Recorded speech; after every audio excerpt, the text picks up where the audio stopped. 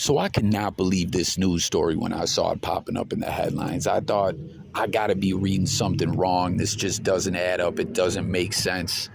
I was just confused, couldn't believe it. And what I'm talking about is this guy, Kerry Birmingham in Texas, killed his wife on video. She was sitting there holding a camera, recording them as they argued. He caught her up having an affair. Yes, that's wrong, you know, when you're in a committed relationship, a marriage especially. But it's wrong to kill your wife also. And it just absolutely blew my mind to see that he was sentenced to 10 years, up for parole in 5. The guy's on video with a shotgun in a bathrobe with his junk hanging out. Pause.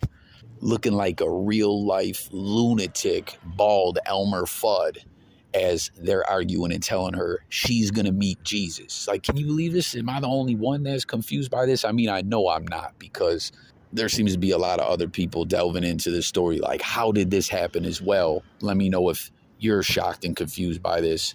Again, convicted of murder, sentenced to 10 years, up for parole in 5, although he's 61 or 60 or whatever. He looks like he's going to, you know, pass away of natural causes in 4. So maybe he still won't make it home.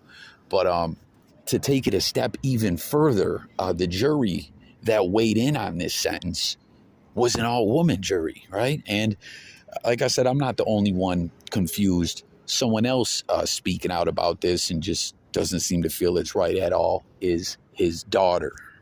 Tonight, a daughter is finding the strength to tell her mother's story days after that young woman's father was sentenced for murdering her, the victim recording every haunting moment.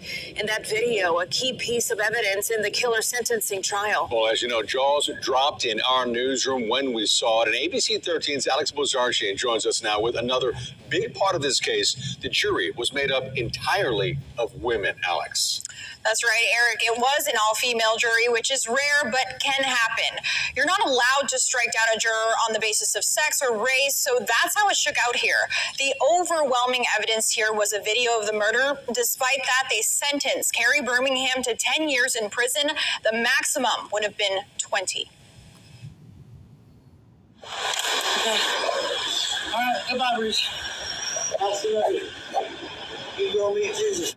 Those were Kerry Birmingham's last words to his wife, Patricia, before he killed her with his shotgun outside their home in Spring. In the video, you can hear he fired 3 times. This all going down while their teenage daughter, Olivia, was at school. I lost both my parents that day. My dad died that day, too. Because the person who did that to my mom and my father aren't the same person. Patricia and Kerry had roughly a 30-minute argument leading up to the shooting. You really want this on video? I'll pull it. I'm mad enough to pull it. Audio we obtained of several minutes prior to the video became a large part of Kerry's crime of passion defense. I'm done. I'm done. Yeah. I'm done too. Kerry had allegedly learned Patricia was having an affair, the two's argument getting more and more heated. Don't blame him. Yeah. Kerry's defense attorney, Anthony Osso, says they pled guilty directly to the all-female jury. He says their strategy was to accept responsibility, but convince jurors Kerry shot Patricia in the heat of the moment. We never tried to justify the actions of our client, but the defense wasn't about justification. It was about why he did what he did. Olivia finds her father's defense questionable at best. I don't know. That sudden passion. You have to have something. You have to have made that decision within you for a while. I feel like to do that to somebody you really, really love. Kerry was given a 10-year sentence with the possibility of parole after 5.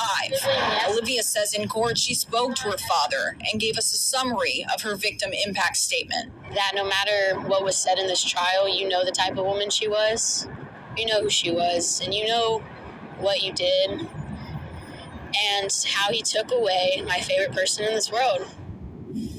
Olivia testified that she never witnessed her father physically abusing her mom, but she wanted to raise awareness that there are different types of abuse she experienced, including emotional and financial. She says while she still loves her father, she can never forgive him. Again, so just on top of everything, an all-woman jury came to this conclusion.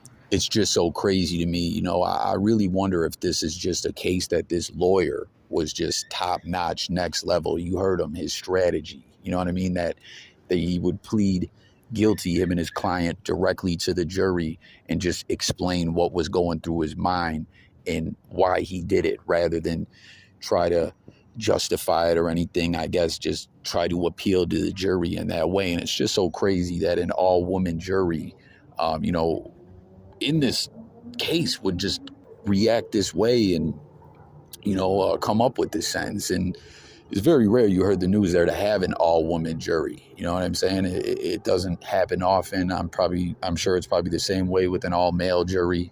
It's pretty nuts. And just to think about that, how rare that is, and for it to happen in a case just like this. Now, when I'm telling you, when I originally seen this and saw this 10-year sentence, see the parole board in 5, I'm like, okay, it's a murder conviction. It didn't get pled down or reduced in some kind of way or something like that to a manslaughter or something like that, where it's an accidental death, right? And you heard the max they could have hit him with was 20. But I also was like, crime of passion did come to mind when, I'm hearing of the case and an affair and everything like that. But from my understanding, I always thought that a crime of passion is something that just has to happen very suddenly. Like you just walk in, catching your wife cheat, and just murder her and the guy right then and there, or something like that. You just immediately lose your cool. The fact that they were arguing for a half hour, the fact that she was sitting there recording him, and he's telling her, like, decisively thinking it out and saying, hope it was worth it. You're going to go meet Jesus now. It just seems to me like it was just so well thought out, you know what I mean? Where you come to the situation where you lose your cool, you're kind of in that passionate zone or whatever of emotion. And then I'm not saying you cooled all the way down and you're okay with it, but you kind of come back to a more rationale mind state where you're making the decision to kill her. Like, I don't know. I don't know the exact definition for a crime of passion. I didn't pull it up for this video. Maybe I should have, but I'm kind of making it on the run. And very often when I make this kind of content where, the whole idea is to engage with other people out there and see if they're feeling the same way as me, or, they think differently, to just kind of give that initial reaction.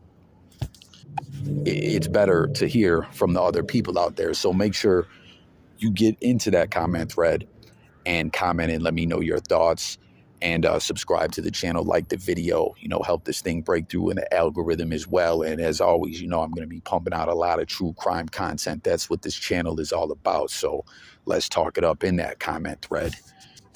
I often find the formula of reaction over research to be better. I'm not saying I don't do any research at all, but to just give you my initial reaction is better for that comment thread, that comment section, that interaction with y'all.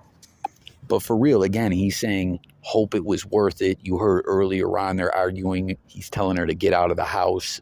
It was kind of wild to tell her, don't be mad at him, don't blame him. And again, then they're arguing out in front. So it seems the argument went from inside to outside.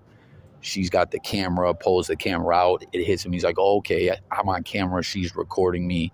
All these different things to me feels like the time period and just these different circumstances, I just don't really feel like fits the criteria with my understanding. Again, I don't have the direct legal definition of crime of passion, but I don't know, this all-woman jury felt differently. And again, I just couldn't believe that. And I didn't know that when I originally saw the headlines in the sentence. To hear that and then to tap more into the story and hear it was an all-woman jury is like, is this real? Is it like, how did this happen? Now, you heard the daughter. She doubts the, crime of passion. And I don't know. I'm really wondering.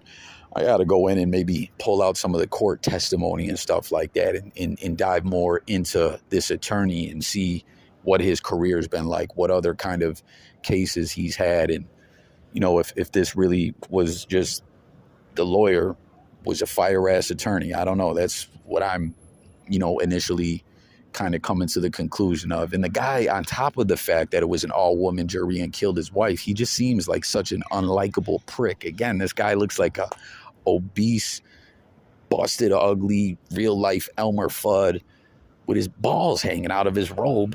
blowing his wife away, pause, on camera. This has just got to be one of the craziest things I've seen, coming out of the true crime community in quite some time, And we see a lot of crazy stuff in this community, but how terrible for that daughter.